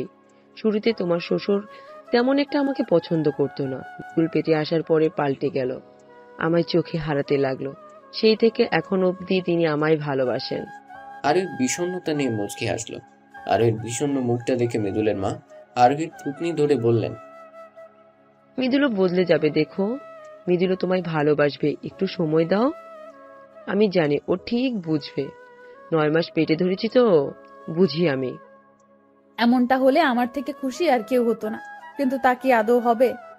হয়েছে, এখন এত ভাবতে হবে না। এই নাও, এই ফলগুলো শেষ করো, আর 2টো ডিম। মা, এগুলো এখন? হ্যাঁ, এখনই সব শেষ করো, তারপর নাস্তা করবে। আরোহী চোখ মুখ কুঁচকে খেতে লাগলো। মৃদুল এলো তখনই। মা, ক্ষুধা লাগছে, খেতে দাও। বস, দিচ্ছি। মৃদুল তাকালো আরোহীর দিকে। আরোহী সেদিকে না তাকিয়ে ডোন্ট কেয়ার ভাব নিয়ে ফল খেতে লাগলো। হঠাৎ ভীষণ বমি পেল আরোহী। ওক ওক। দৌড়ে বেরিয়ে পড়লো আরোহী। ওয়াশরুমে গিয়ে গড় গড় করে বমি করে দিল। মৃদুল ওর সাথে সাথে এসেছিল। আরোহীকে বমি করতে দেখে 2 বাহুতে হাত রেখে ধরলো। আরোহী চোখ মুখে পানি দিয়ে তাকালো। এই নিন, পানিটা খান। লাগবে না। আরোহী চলে গেল। মৃদুল আহাম্মকের মতো চেয়ে রইল। যা বাবা, ভালোর জন্যই তো সাধলাম, অবশ্য নেওয়ার কথাও না আমি যা করছি। মৃদুলকে নাস্তা করে বের হলে গন্তব্য ফাহিমের বাসা। ফাহিমের বাসায় গিয়ে ভর ছেড়ে দিয়ে বসলো মৃদুল। তা দেখে ফাহিম বলল, কি রে, তুই এই সময় আমার বাসায়? সব ঠিক আছে তো? লিমা আবার কিছু করেছে নাকি? না, ও কি করবে? 2 দিনে কতবার যে কল করছে, আমি ব্লক করে রেখে দিছি। ওই শালি ভালো হবে না আর। আচ্ছা, সে যাই হোক, এখন কি অবস্থা? আরোহী সব জেনে গেছে। জেনে গেছে মানে? কি জানছে? লিমার আর আমার যে সম্পর্ক ছিল তা। পুলিশ কি কিভাবে জানলো? অবশ্য ভুল কিছু তো আর জানেনি। চুপ কর তুই। জানছে তো কি হয়েছে? তুই তো আর ভাবিকে ভালোবাসিস না। ভালোবাসিস কি বলছি, তুই তো পছন্দই করিস না। মৃদুল কিছু বলল না, মন খারাপ করে চুপ করে রইল। ফাহিম কিছু একটা মনে পড়ে যাওয়ার ভঙ্গিতে বলল, এই তোদের না ডিভোর্স হয়েছে? তুই না বললি তুই সই করে দিয়েছিস? ভাবিও কি? না, দেয়নি। যাক, তাহলে তো ভালো। না, ভালো না, দেয়নি, তবে বলল দিয়ে দিবে, কারণ সে জানে আমি আর লিমা সম্পর্কে আছি। কিন্তু তোরা তো কোনো সম্পর্কে নেই এখন, বলিসনি তুই? না, কোন মুখে বলতাম? এখন কি করবি ভাবছিস? কি ভাবছি? মৃদুল চুপ হয়ে গেল। ওর মুখে হাসি ফুটলো। মুচকি মুচকি হাসতে লাগলো। মৃদুলের হাসি দেখে ফাহিম বলল, এমন হাসছিস কেন? তারপর মৃদুল যা বললো তা শুনে ফাহিম অবাক হওয়ার সাথে সাথে চিৎকার দিয়ে বলল, কি কি বলছিস, এটা সত্যি? হ্যাঁ, সত্যি। কংগ্রাচুলেশন দোস্ত, বাবা হয়ে যাচ্ছিস আর আমি চাচ্ছু। আচ্ছা, একটা কথা বলতো, তুই তুই কি ভাবির সাথে জোর বা কেমনি কি? তুই তো ভাবিকে পছন্দই করতি না। ওটা একটা অ্যাক্সিডেন্ট ছিল, জোর করে বলতে পারিস কারণ আমি ড্রাঙ্ক ছিলাম, আমি কিছুই জানতাম না। তবে কি জানিস, মেয়েটা কোনো অভিযোগ করেনি, কিছু বলেওনি, উল্টো আমি ওরে কত কি বলছি। ফাইম মৃদুলের কাঁধে হাত রেখে বলল, আর ভুল করিস না, ভাবির কাছে ক্ষমা চা, আমার মনে হয় ক্ষমা করবে। তোর কি মনে হয় আমি চাইনি? মেয়ে মানুষ তো অভিমান একটু বেশি, সংসার করার জন্য চেহারা দরকার হয় না রে, একটা ভালো মনের মানুষ হলেই হয়। ভাবিকে মেনে নে, আর এখন তো সে তোর বাচ্চার মাও। কিভাবে কি করব বুঝতে পারছি না। ভাবিকে বোঝা, সরি বল, ভাবিকে ভালোবাসিস সেটা বল তুই। ভালোবাসি কি না জানি না তো। তাহলে বলবো, আগে বুঝ তুই ভালোবাসিস কিনা। যখন নিজেকে বোঝাতে পারবি, যখন বুঝতে পারবি ভালোবাসিস, তখনই ভাবিকে বলে দিস, কিন্তু হ্যাঁ, বুঝতে যেন দেরি না হয়। মৃদুল কিছু একটা ভাবতে লাগলো। দুই বন্ধু বেশ কিছু সময় গল্প করার ওর মৃদুল বাড়ি যাওয়ার জন্য বেরিয়ে পড়লো। বাড়িতে পৌঁছে আরোহীকে ডাকতে লাগলো, আরোহী, আরোহী। এভাবে চিল্লাচ্ছিস কেন? কি দরকার আরোহীকে দিয়ে বল। দরকার আছে মা, তাই ডাকছি। মৃদুল, তুই কিন্তু আর ভয় পেও না, আমার বাচ্চার মায়ের গায়ে আমি হাত তুলবো না। ভদ্রমহিলা ছেলের কথায় অবাক হলেন, সাথে খুশিও। মৃদুল, তুই ঠিক বলছিস নাকি অন্য কোনো ভাবনা আছে তোর? সত্যি করে বল। এবার যদি আর কোনো কিছু করিস না, আমি তোকে ছেড়ে কথা বলবো না কিন্তু। আমি ঠিক আছি মা, আর ঠিক বলছিও। যে অন্যায় আমি করেছি তা ক্ষমার অযোগ্য, তবুও আমি চাই ভুল শুধরাতে। হঠাৎ এমন ভাবনা উদয় হলো কি করে? লিমা কি আছে নাকি গেছে? মৃদুল মাকে খুলে বলল। সব শুনে তিনি বেশ রাগলেন লিমার উপর। পরক্ষণে আবার শুকরিয়া আদায় করলেন আল্লাহর দরবারে। ছেলের কপালে চুমু খেয়ে বললেন, আমি জানতাম তুই বুঝবি। আরোহী মেয়েটা বেশ ভালো, ভীষণ নম্র। তোর বাবা তোর জন্য আসল জিনিসটাই এনেছে। আমি বুঝতে পেরেছি মা, আরোহী আসলেই খুব ভালো। না হয় অন্য কেউ হলে আমাকে সহ্য করতো না এইভাবে। এবার অন্তত কদর করিস, আর কষ্ট পেতে দিস না। দিব না মা, আমি বুঝেছি চেহারাই আসল না, মানুষের আসল সৌন্দর্য তো তার ব্যবহারে। তুমি চিন্তা করো না, আমি মাথায় করে রাখবো ওকে। আলহামদুলিল্লাহ, খুশি হলাম শুনে। তোর বাবা শুনেই অনেক খুশি হবে। এখন বলো তো, তোমার বৌমা কোথায়? ডাকলাম যে এলো না তো। আরোহী ছাদে আছে বোধ হয়। আচ্ছা, আমি তাহলে দেখে আসি। দাঁড়া, ওর জন্য দুধ নিয়ে যা। তুইও কফি খাবি তো নাকি? মৃদুল হেসে সোফায় বসলো। মা এসে কফি আর দুধ দিয়ে গেল। মৃদুল সেগুলো নিয়ে চলল ছাদে। আর ওই সারের আঁচল ছেড়ে রেলিং ধরে চোখ বন্ধ করেছিল। আরোহীকে দেখে মৃদুল থেমে গেল। কোমর অব্দি লম্বা চুলগুলো বাতাসে উড়ছে। মৃদুল পেছনে গিয়ে কাশি দিল। আরোহী লাফিয়ে উঠে পিছু ফিরল। মৃদুলকে দেখে বলল, আপনি এখানে? কেন আসতে পারি না বুঝি? আরোহী ভ্রু কুঁচকে চেয়ে আবার সামনের দিকে তাকালো। এই নাও মা, দুধ পাঠাইছে। এই সময় নাকি দুধ ডিম খেতে হয়। আরোহী অবাক চোখে মৃদুলের দিকে তাকালো। মৃদুল দুধের গ্লাসটা এগিয়ে দিল। আরোহী বিনা বাক্যে হাতে নিল। অনেক সময় চুপ রইল দুজনে। নীরবতা ভেঙে মৃদুল বলল, তুমি কি আমার উপর রাগ করে আছো এখনো? সরি বলছি তো। আরোহী তখনও চুপ। মৃদুলের ভালো লাগলো না আরোহীর এমন নীরবতা। চুপ করে আছো কেন? সরি তো, রাগ করে থেকো না। রাগ করিনি। আমি রাগ করার কে বলুন তো? তুমিই তো। চুপ হয়ে গেল মৃদুল। আরোহী মৃদুলের দিকে তাকিয়ে বলল, চুপ করে আছেন কেন? বলুন, আমি কি? কিছু না। হ্যাঁ। সময় খুব দ্রুত অতিবাহিত হয়। এই যে যেমন দেখতে দেখতে আরোহীর 7 মাস হয়ে গেছে। পেটটা বড় হয়েছে বেশ। মৃদুল আরোহীতে আসক্ত হয়েছে দারুণভাবে। দুজনের সম্পর্কটা সহজ হয়েছে, কিন্তু মৃদুল এখনো বলে উঠতে পারেনি যে সে আরোহীকে ভালোবাসে। ভারী পেট নিয়ে আরোহীর নড়তে চড়তে বেশ কষ্টই হয়। বারান্দায় গ্রিল ধরে দাঁড়িয়েছিল আরোহী। হঠাৎই পেছন থেকে সোনিয়া বলে উঠল, আপু, তুই এখন এই সময়? কেন? আশা করনি বুঝি? একদমই না। তাহলে চলে যাই। তুমি তো খুশি হওনি। খুশি হয়নি কে বলল? কিন্তু হঠাৎ অনেকদিন পর এলি, সেই যে গেলি, আর আজ মনে হলো। আব্বাকে তো চিনোই, দুলা ভাইয়ের উপর ভীষণ রেগেছিল, তাই আসতে দেয়নি কাউকে। আব্বা মা কেমন আছে? আর তুই একা এলি কি করে? আমি একা আসিনি তো, সবাই এসেছে। সত্যি? হ্যাঁ সত্যি। তা আমাদের চ্যাম্প কেমন আছে? পিচ্চি চ্যাম্প, তুমি কেমন আছো সোনা? খালামণি এসেছে দেখো। কি হচ্ছে কি শালিকা? আমার বউয়ের পেটে হাত দিছো কেন? আমার বাবু ব্যথা পাবে। আপনার বউ আমার বোন হয় দুলা ভাই, আর আপনার বাবু আমার কি হয় তা জানেনি। আরোহী অবাক হয়ে দুজনের খুনসুটি দেখছে। আরোহীকে এভাবে তাকিয়ে থাকতে দেখে মৃদুল বলল, কি বউ, কি দেখো? শালিকের সাথে মজা করছি দেখে তুমি আবার হিংসে করো না কিন্তু। শালি তো আদি ঘরওয়ালি। মৃদুলের কথায় আরোহী লজ্জা পেল। আহা, আমার মিষ্টি দুলা ভাই। আমার সুইট শালি, এখন নিচে আসো, সবাই অপেক্ষা করছে। হ্যাঁ আসছি আমি, আগান। আমার বউটাকে ধরে নিয়ে আসবা, ব্যথা পায় না যেন। আহা কি দরদ। একমাত্র বউ বলে কথা, দরদ তো থাকবেই। মৃদুল চলে গেল। আরোহী শুধু হা করে ওদের কাহিনী দেখলো। মৃদুল চলে যাওয়ার পরে সোনিয়া মুচকি হেসে আরোহীকে জড়িয়ে ধরে বলল, ভাইয়া অনেক বদলে গেছে আপু। তুমি জানো আজ আমাদের এখানে আসা শুধু ভাইয়ার জন্যই। আরোহী ভ্রু কুঁচকে চাইল। সোনিয়া সিরিয়াস হয়ে বলল, ভাই আমাদের বাসায় গিয়েছিল সপ্তাহখানেক আগে। ভাইয়াকে দেখে তো আব্বা রেগে বলল, এখানে কি চাই? কেন এসেছো? বাবা, আমায় মাফ করে দিন। আমি আপনাদের সাথে, আরোহীর সাথে অনেক অন্যায় করেছি। আরোহীর বাবা তখনও গম্ভীর হয়ে রইল। মৃদুল খুব শান্তভাবে সবাইকে বোঝালো, আর কি রাগ করে থাকা যায়? আরোহীর 7 মাস উপলক্ষে ছোট অনুষ্ঠান হবে বলে সবাইকে বলে এলো। এর মধ্যে সোনিয়ার সাথেও বেশ ভাব হয়েছে। সব শুনে আরোহী বলল, এত কিছু হয়ে গেল আর আমি কিছু জানলাম না। তোমার জন্য সারপ্রাইজ ছিল। ভাইয়া তোমায় ভালোবাসে আপু। ভালোবাসার কথাটা শুনে আরোহী চমকে উঠল। হেসে বলল, আরে না, তুই ভুল ভাবছিস। উনি তো লিমা আপুকে পছন্দ করতে, ওটা ভালোবাসা ছিল না। আর লিমা আপুর সাথে ভাইয়ের কোনো যোগাযোগ নেই, অনেক আগেই শেষ হয়ে গেছে। তুই কি করে এসব জানলি? মৃদুল ভাইয়ের বন্ধু ফাহিমকে চেনো? হ্যাঁ, ছেলেটা ভালোই, এই বাসায় আসে মাঝে মধ্যেই। কিন্তু ফাহিম ভাইয়ের কথা তুই কিভাবে? সেদিন ভাইয়ের সাথে ফাহিমও গিয়েছিল, তখন ওনার সাথে আমার কথা হয়। তারপর তারপর তারপর কি? আপু থাক, বাদ দাও। বাদ কেন দিব? তলে তলে এত কিছু। আপু আচ্ছা বাবা, আর বললাম না। ফাহিম ভাই কিন্তু ভালোই, মানাবে তোর সাথে ভালোই।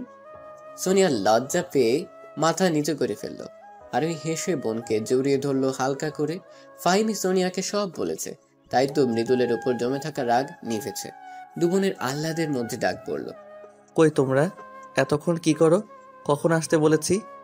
আসতে তোলা ভাই। সোনিয়া আরোহীকে নিয়ে নিচে গেল। সিঁড়ি থেকে মৃদুল হাত ধরে নামালো। বাবা মাকে দেখে আরোহী কেঁদে ফেললো। আরোহীর বাবা মেয়েকে জড়িয়ে ধরে বলল, কেমন আছিস মা? এতদিনে আমার কথা মনে পড়লো? তুই তো আমার কলিজা, তোকে বলবো কি করে মা? হয়েছে, আর আহ্লাদ করতে হবে না, এবার খেতে বসো তো সবাই। সবার হাসি মজার মধ্যে দিয়ে কেটে গেল দিনটা। সময় এগোতে লাগলো। আরোহীর ডেলিভারির সময় তার সাথে পাল্লা দিয়ে এগোতে লাগলো। এই সময়টার মধ্যে মৃদুলের মধ্যে অনেক পরিবর্তন হয়েছে। আরোহীকে ভালোবেসে সে যেন উন্মাদ হয়ে গেছে। একসময় যে মেয়েটাকে তার সহ্য হতো না, আর এখন সেই মেয়েটি তার চোখের মণি, বেঁচে থাকার কারণ। একদিন রাত্রে মৃদুল আরোহীকে ঘুমিয়ে হঠাৎই আরোহী চিৎকার দিয়ে উঠল, না। কি হলো? কি হলো? আরোহী কেঁদে ফেললো, হাঁপাতে লাগলো। মৃদুল উঠে বসে ওর কাঁধে হাত রাখতে জড়িয়ে ধরলো মৃদুলকে। কি হয়েছে আমার পাগলিটার? কোনো দুঃস্বপ্ন দেখেছো? আরোহী কেঁদেই যাচ্ছে। এভাবে কাঁদছো কেন? তাকাও আমার দিকে। আরোহী তাকাও। কি হয়েছে বলো আমাকে। আমার বাচ্চা। কি হয়েছে? কষ্ট হচ্ছে বলো আমাকে। আরোহী তাকাও, কি হয়েছে বলো। খারাপ লাগছে? ডাক্তার ডাকবো? না, ডাক্তার ডাকতে হবে না।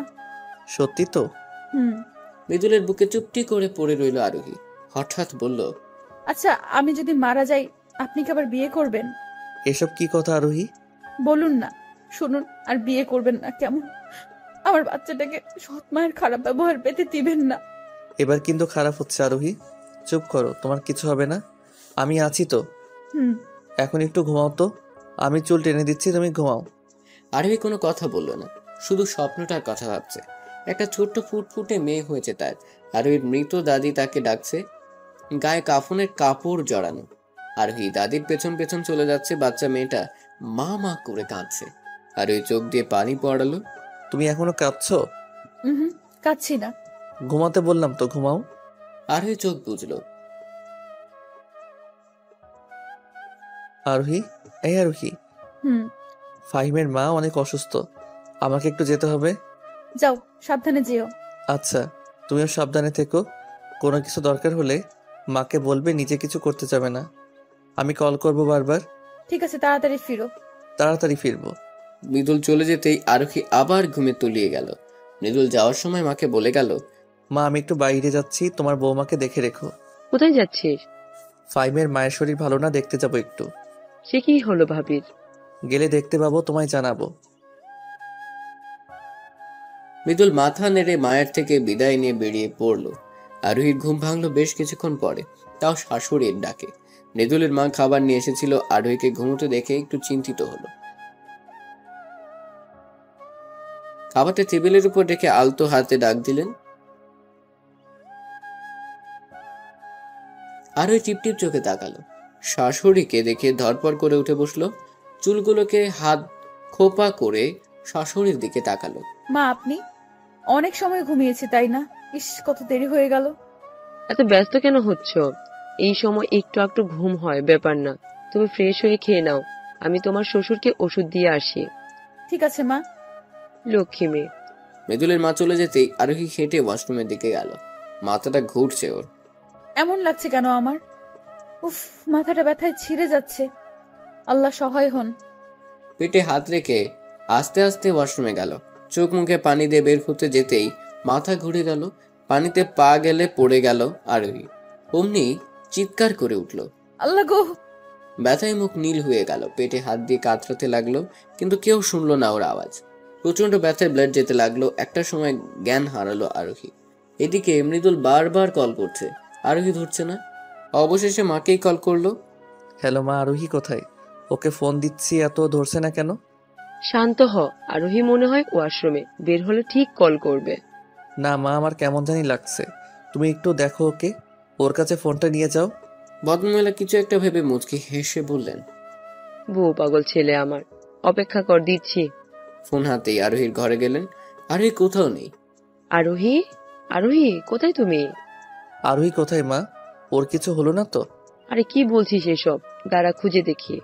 ওয়াশরুমের দরজা ফাঁকা দেখে কি তিনি ভাবলেন হয়তো ওখানে নেই।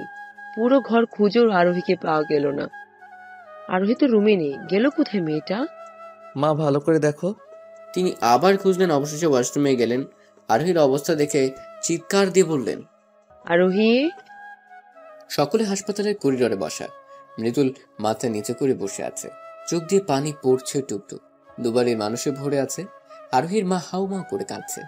আমার মেয়েটার সাথে এ কি হলো? আল্লাহ, কোন পাপে শাস্তি দিচ্ছ মেয়েটাকে? মা চুপ করো, এভাবে কেঁদো না, আপুর কিচ্ছু হবে না। আরোহীকে উঠিতে ঢোকানো হয়েছে 8 ঘন্টা হলো। মৃদুলের মা যখন দেখতে পেল আরোহীকে, তখন ওর অবস্থা খুবই খারাপ ছিল, রক্তে ভেসে যাচ্ছিল। হাত থেকে ফোন পড়ে গেল তার। ও মা, মারে কথা বল। ওই মৃদুলের বাবা, জলদি আসেন। মৃদুল মায়ের চিৎকার শুনেই বুঝেছিল তার আরোহী ভালো নেই। সব ছেড়ে ছুটে এসেছিল। ততক্ষণে আরোহীকে হাসপাতালে অ্যাডমিট করা হয়ে গেছে। আরোহীর বাবা আমাকে ফাহিম বলেছিল, ফাহিমও এসেছে সাথে। আরোহীর বাবা এসে মৃদুলের গালে থাপ্পড় মেরে বসে। বল, কি করছিস আমার মেয়ের সাথে? তোর সাথে বিয়ে হয়ে আমার মেয়ের জীবনটা নরক হয়ে গেল। মৃদুল মাথা নিচু করে রইল। আরোহীর বাবা সরে ধপ করে বসে পড়লেন। কিছুক্ষণ পরে ডাক্তার এসে যে খবর জানালেন, তাতে সবার প্রাণ পাখি উড়ে যাওয়ার জোগাড় হলো। এক্সকিউজ মি, আরোহীর হাজবেন্ড কে? আমি মৃদুল, আরোহীর হাজবেন্ড। মিস্টার মৃদুল, আপনারা পেশেন্টরা তো অনেক দেরি করে ফেলেছেন। পেশেন্টের শরীর থেকে প্রচুর রক্ত বেরিয়ে গেছে। ইমিডিয়েট ও নেগেটিভ রক্তের প্রয়োজন। আমাদের এখানে এই রক্ত নেই। পেশেন্টের বাচ্চার সম্ভাবনা খুবই কম, হয়তো বাচ্চা, না হয় মা। আপনার মতামতটা খুবই জরুরি। আমাকে তো চাই না, শুধুমাত্র আমার স্ত্রীকে ফিরিয়ে দিন ডাক্তার। আমরা যথাযথ চেষ্টা করব, যদিও সম্ভাবনা খুবই কম, তবুও আমরা চেষ্টা করব দুজনকেই সুস্থ করার। আপনারা সৃষ্টিকর্তাকে ডাকুন আর রক্তের ব্যবস্থা করুন ইমিডিয়েটলি। মৃদুল ধপ করে নিচে বসে গেল, মুখ ঢেকে কেঁদে উঠল। ফাহিম মৃদুলের কাছে এসে বসে কাঁধে হাত রাখলো। ফাহিমকে দেখে মৃদুল জড়িয়ে ধরে হাউমাউ করে কেঁদে ফেলল। এইভাবে ভেঙে পড়িস না দোস্ত, ভাবির কিছু হবে না, সব ঠিক হয়ে যাবে। কেন এমন হলো বলো তো? আমি যে ওকে অনেক ভালোবাসি, ভালোবাসি কথাটা যে বলা হয়নি। মৃদুলের বাচ্চাদের মতো কান্না দেখে কেঁদে ফেলেছে সবাই। মৃদুলের মা স্বামীকে আঁকড়ে ধরে কাঁদছে। আমার ছেলের কষ্ট আমি দেখতে পারছি না, আপনি কিছু করুন। আমি ওকে কখনো এইভাবে কাঁদতে দেখিনি। আমার কি ছেলে কি যে হয়ে গেল। উপরওয়ালাকে ডাকে। আমার ছেলেটার এত পরিবর্তন, যার জন্য সব হলো, এখন সেই মৃত্যুর মুখে। স্ত্রীকে রেখে রফিক সাহেব ছেলের কাছে গেলেন। বাবাকে দেখে মৃদুল পা আঁকড়ে ধরল। বাবা, আপনার কাছে কখনো তেমন কিছু চাইনি, আজ চাচ্ছি। আমার আরোহীকে এনে দিন বাবা, আমি ওকে ছাড়া বাঁচতে পারবো না। আপনি আমায় আরোহীকে এনে দিন। ছেলের কান্না দেখে ভেঙে পড়লেন তিনিও। কি বলে সান্ত্বনা দেবেন ভেবে পেলেন না, তবু বললেন, এভাবে কান্নাকাটি করলে কিছু হবে না মৃদুল, তোমার শক্ত হতে হবে। কি ব্যাপার, আপনারা রক্তের ব্যবস্থা করেছেন? নার্সের কথা শুনে সকলের যেন হুঁশ ফিরল। আরোহীর চিন্তায় আসল জিনিসই ভুলে গিয়েছিল। ওদের চুপ থাকতে দেখে নার্স আবার বলল, 10 মিনিটের মধ্যে রক্তের ব্যবস্থা করুন। আমি রক্ত দিব। সোনিয়ার কথায় কি যেন ছিল। ওর দিকে চাইলো সবাই, সেদিকে পাত্তা না দিয়ে সোনিয়া বলল, আমার রক্তের গ্রুপ ও নেগেটিভ, চলুন আমি দিব রক্ত। রক্ত লাগবে 4 ব্যাগ। আপনার তো মনে হয় বয়স কম, রক্ত নেওয়া যাবে না। আমার বোন মৃত্যুর সাথে লড়াই করছে আর আপনি আমার বয়স নিয়ে আছেন। আমি তো বললাম আমি রক্ত দিব। ঠিক আছে আসুন, কিন্তু 1 ব্যাগের বেশি রক্ত নেওয়া যাবে না, বাকি রক্তের ব্যবস্থা করুন। কথাটা বলে নার্স চলে যেতে নিলেই মৃদুল বলল, আমার স্ত্রী কেমন আছে? স্যার বলবে আমায়, কিছু জিজ্ঞাসা করবেন না, প্রার্থনা করুন। নার্স চলে গেল, পিছু পিছু সোনিয়াও যেতে লাগলো। তখন সোনিয়ার মা ওর হাত ধরে বলল, মারে তুই? আমি আপুকে ভীষণ ভালোবাসি মা। আমার রক্ত দেওয়ায় যদি আমার বোন আবার আমার কাছে ফিরে আসে তাহলে আমি আমার শরীরের সব রক্ত দিতেও রাজি। বোনের প্রতি ভালোবাসা দেখে চোখে জল ফিরল মায়ের। সোনিয়া সবাইকে আশ্বাস দিয়ে চলে গেল। ফাইভ ওর বন্ধুদের সবাইকে কল করে বলল কারো রক্ত নেগেটিভ কিনা। পেয়েও গেল দুজনকে, ওদের আসতে বলে হাঁপ ছাড়লো। মিনিট 20-এর মধ্যে সবাই এসে গেল ঠিকই, কিন্তু রক্ত দেওয়ার প্রয়োজন পড়ল না। ডাক্তার বেরিয়ে এলো, সাথে ছোট্ট একটা বাবুকে নিলে এলো নার্স। মৃদুলের হাতে বাবুটিকে দিয়ে বলল, কংগ্রাচুলেশন, আপনি কন্যা সন্তানের বাবা হয়েছেন। মৃদুল একবার মেয়ের দিকে তাকালো, চোখ বুজে লম্বা শ্বাস নিল। মেয়ের কপালে আলতো চুমুখে বলল, আলহামদুলিল্লাহ। মেয়েকে মায়ের কোলে দিয়ে বলল, আমার স্ত্রী, ও কেমন আছে? সুস্থ আছে তো? আমি কি দেখা করতে পারি ওর সাথে? আরোহীর কথা শুনে মুখ কালো হয়ে এলো ডাক্তার নার্সে। ওদের মুখের দিকে তাকিয়ে রইল সবাই। আরোহীর বাবা বললেন, ডাক্তার স্যার চুপ করে আছেন কেন? আমার মেয়ে ঠিক আছে তো? দেখুন, আপনারা শক্ত হন। যার হায়াত যতটুকু সে ততদিনই বেঁচে থাকবে। মানে কি কি বলছেন এসব? আমার আরোহী একদম সুস্থ আছে বলুন। ফাইজলামও করবেন না। আমার নিঃশ্বাস বন্ধ হয়ে আসছে। আমার অবস্থা আপনি বুঝতে পারছেন? আমি বুঝতে পারছি মিস্টার মৃদুল, আমরা অনেক দুঃখিত। আমরা বাঁচাতে পারিনি তাকে। She is no more. আর এটাই সত্যি। ব্যাস, একটু কথাই যথেষ্ট ছিল মৃদুলকে পাগল করতে। হাসপাতাল জুড়ে আহাজারি লেগে গেল। মৃদুল ডাক্তারের কলার চেপে ধরলো। বেঁচে নেই মানে? আপনারা ওকে বাঁচাতে পারেননি মানে কি? আপনি বলেছিলেন অন্তত যে কোনো একজন। আপনারা আমার স্ত্রীকে মেরে ফেললেন। ডাক্তার আর কলার ছাড়িয়ে ঝাড়ি দিয়ে বলল, আপনার স্ত্রী নিজেই বাঁচতে চায়নি। ওনার জ্ঞান ফেরার পরে বলা হয়েছিল, সে বলেছে তার সন্তানকে খুন করতে পারবে না। মা হয়ে কিভাবে নিজের অংশকে মারবে? আমরা বুঝিয়েছিলাম বেঁচে থাকলে আবার বাচ্চা আসবে।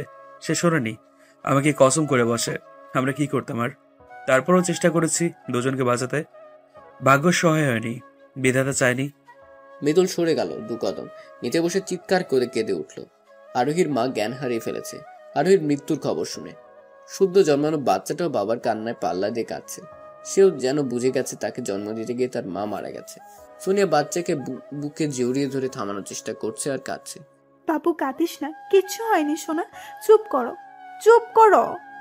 মৃদুলের মা মৃদুলের কাছে এসে বসে পড়ল, ছেলেকে আগলে ধরে বলল, আব্বা, আমার আব্বা। মা, মা আমার আরোহী। ওরা মিথ্যা বলছে বলো। আরোহীর কিচ্ছু হয়নি বলো না মা। তুমি তো কখনো মিথ্যা বলো না, আজও বলো না। আমার আরোহী আমাকে রেখে কোথাও যেতে পারে না। ছেলেকে কি বলে সান্ত্বনা দিবেন তিনি? তারও যে কলিজা পুড়ে যাচ্ছে, অপরাধ বোধ কুড়ে কুড়ে খাচ্ছে, একটাই কথা ভাবছে, আমি কেন আরো আগে গেলাম না? কেন ওর প্রতি এত যত্নশীল হলাম না? আমার জন্য এই অঘটনটা ঘটলো। ওদের কান্নায় চারপাশ ভারী হয়ে উঠল, কাঁদলো অনেকেই। আরোহীর মা হাজারি করতে লাগলো। বাবা বেরিয়ে গেলেন, এখানে থাকা তো সম্ভব হচ্ছে না। মৃদুলের বাবা এক কোণে বসে রইলেন ঠেস দিয়ে। সেও তো আরোহীকে নিজের মেয়ে বলেছে, আজ তার মেয়েটা নেই। আরোহী নেই এই কথাটা যেন বিশ্বাসই হচ্ছে না। হঠাৎই মৃদুল উঠে দাঁড়ালো, মেয়ের দিকে তাকিয়ে দেখলো কাঁদছে এখনো। আমার সোনা মেয়ে কেঁদো না, তোমার মাম্মার কিছু হয়নি মা। পাপা এখনই যাবে আর মাম্মাকে জাগিয়ে তুলবে। মৃদুল মেয়েকে বাবার কাছে নিয়ে বলল, বাবা মেয়ের কানে আজান দিন, আমি আপনার বৌমাকে জাগিয়ে আসি। মৃদুলের এমন আচরণে অবাক হলো সবাই। ছোট বাবুটাকে কোলে নিয়ে কানের কাছে আজান দিলেন আরিফ সাহেব। মেয়ের কান্না থেমে গেছে। বাবার কোলে গিয়ে দাদুর দিকে তাকিয়ে আছে কেমন গম্ভীর হয়ে। আমার ছোট গিন্নি একদম মায়ের মতো হয়েছে, শুধু গায়ের রংটা বাবার মতো হয়েছে। ছোট আরোহী আমার দিদুন। মৃদুল গুটি গুটি পায়ে আরোহীর দিকে এগিয়ে গেল। হাসপাতাল থেকে 8 ঘন্টা সময় দেওয়া হয়েছে। সব ফর্মালিটি শেষ করে আরোহীর দেহ নিয়ে যেতে বলা হয়েছে। ফাইম সবকিছু শেষ করলো, এখন আরোহীকে নিয়ে যাওয়ার পালা। মৃদুল গিয়ে দেখলো আরোহী ঘুমিয়ে আছে, চাদর দিয়ে পুরো শরীর ঢাকা। আরোহীর কাছে গিয়ে বসলো, চাদর সরিয়ে অজস্র চুমু খেলো মুখটায়। এই আরোহী ওঠো না, দেখো আমার এসব নাটক ভালো লাগছে না। তাড়াতাড়ি উঠে বসে বলো তো, বাবুর আব্বু আমার চুল টেনে দেন, বাবুর আব্বু আমার ক্ষুধা লাগছে খাবার এনে দেন, বলো না এসব। সবাই বলছে তুমি নাকি আর নেই, কিন্তু আমি তো জানি তুমি আছো। আমার সাথে রিভেঞ্জ নিচ্ছ তাই না? অনেক তো হলো, আর কত? এবার থামাও এসব। জানো আমাদের মেয়েটা কাঁদছে। আমি ওকে কথা দিয়েছি তার মাম্মাকে ফিরিয়ে দিব। আর ওই তো কোনো কথা বলছে না, বলবে বা কি করে? সে তো আর পৃথিবীতেই নেই। মৃদুল অনেক কথা বলল, কিন্তু আরোহীর কোনো সাড়া শব্দ নেই। দেখে এবার রেগে ওকে ঝাঁকাতে লাগলো। তুমি আমায় বলেছিলে আমায় ছেড়ে যাবে না, তবে আজ কেন কথা রাখলে না? তোমায় যে বড্ড ভালোবাসি, কেন আমায় ভালোবাসি বলার সুযোগ দিলে না? তুমি কথা রাখোনি, আমায় নরকে ফেলে স্বার্থপরের মতো চলে গেলে। একা কেন গেলে? আমায় কেন নিয়ে গেলে না? আমি থাকবো কি করে বলো? মৃদুলের পাগলামি দেখে আবার সবাই কেঁদে ফেললো। কেটে গেছে 5 দিন, আর ওই জানাজা হয়ে মাটি দেওয়া হয়ে গেছে। মৃদুলের এখনো বিশ্বাস হয় না তার আরোহী যে নেই। খাওয়া দাওয়া ঘুম সব যেন আরোহী যাওয়ার সাথে সাথে নিয়ে গেছে। যখনই সময় পায় দৌড়ে গিয়ে কবরের সাথে লিপ্টে থাকে। কবরে হাত বুলিয়ে বলে, আরোহী, বউ শুনতে পারছো? আমি না তোমায় ভীষণ ভালোবাসি। তুমি বিহীন একটা দিনও আমার কাটছে না। জীবনটাকে বড্ড বিষাক্ত লাগছে। আচ্ছা, তোমার কি কষ্ট হচ্ছে? ঠান্ডা লাগছে তাই না? একটু অপেক্ষা করো, আমি এখনই কম্বল নিয়ে আসছি। এক ছুটে ঘরে গিয়ে কম্বল নিয়ে বের হলো।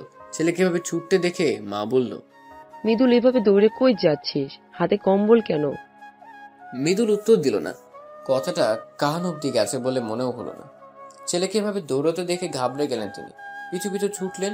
আরোহীর কবরটা মৃদুলের বাড়ির বাগানের শিউলি গাছের নিচে দেওয়া হয়েছে। মৃদুল ভালো করে কম্বলটা কবরে ঢেকে দিল। আর ঠান্ডা লাগবে না বউ। আল্লাহ আমার আরোহীকে কষ্ট দিয়েন না। ও যদি কোনো ভুল করে থাকে সেই শাস্তি আমায় দিয়েন। দূর থেকে ছেলের কাণ্ড দেখে চোখের পানি উপচে পড়ছে মৃদুলের মায়ের। আর ওই মৃদুলের মেয়ের নাম রাখা হয়েছে আরশি। আরশির পরিবারও এখানেই আছে। আরোহীর শোকে কাতর সবাই। তারপর মৃদুলের পাগলামো, ছোট মেয়েটার কান্না, সব মিলে দুর্বিষহ হয়ে উঠেছে।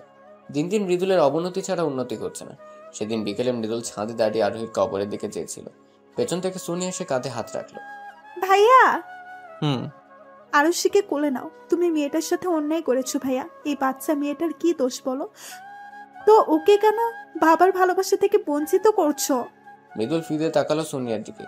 সোনিয়ার কোলে আরুষিকে দেখে বুক কেঁপে উঠল। একদম আরোহীর কার্বন কপি হয়েছে। সেই চোখ, সেই নাক, সেই ঠোঁট। হাসো একদম আরোহীর মতো। ফুটফুটে এক বাচ্চা।